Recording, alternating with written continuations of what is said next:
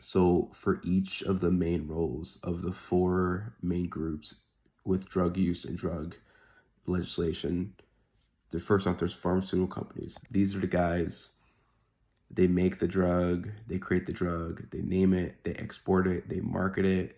So they're the origin usually of drugs. In the past, there's kind of been some controversy with, like opioids, heroin, and morphine being marketed as a good, healthy drug, a medical drug.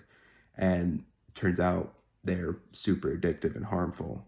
So that's kind of the part they have played because these are people that create the drug and export it and sell it to doctors and, normal consumers.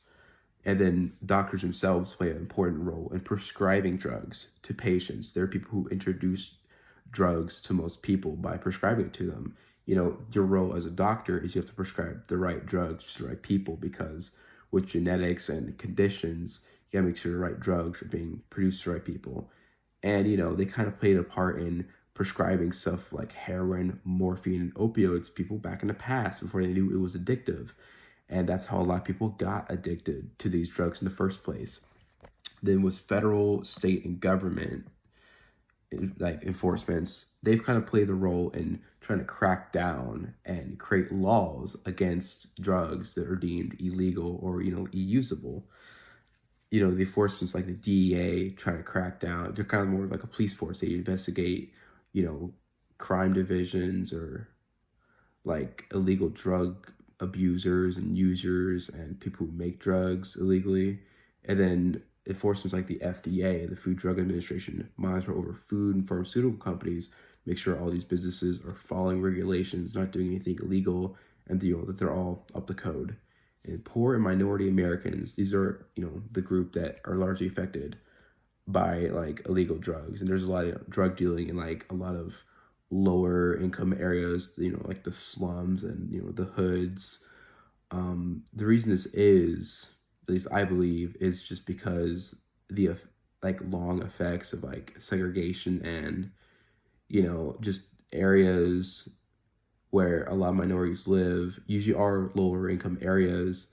And there's also the effect of, the low income affecting the fact these people don't have enough money to go to college to pursue, degrees, which would lead to higher careers. Some people think it's a lot easier for some people to make money and, keep themselves alive by dealing drugs, and selling drugs because that's like the most readily available career for some people due to, circumstances beyond their control. And also these economic strifes have, led some people to cope with drugs. And this is all tied to a criminological theory called the enemy theory. And you all can look it up if you're interested. On the question 2, out of the 4 groups, which one is most responsible for drug use? I would blame pharmaceutical companies since they're the ones who kind of create drugs and they're responsible for putting drugs out there. So I feel like they should have been the ones to say, hey, maybe let's not use this drug that can be addictive. I feel like they should have, it was their responsibility to spot that these drugs might not have been the best to use for medicine. Although obviously hindsight is everything. I feel with the other 3, government, they have to create laws to kind of clean up after these pharmaceutical companies' mistakes, and poor minority groups suffer because of these mistakes. So I don't think they're responsible at all.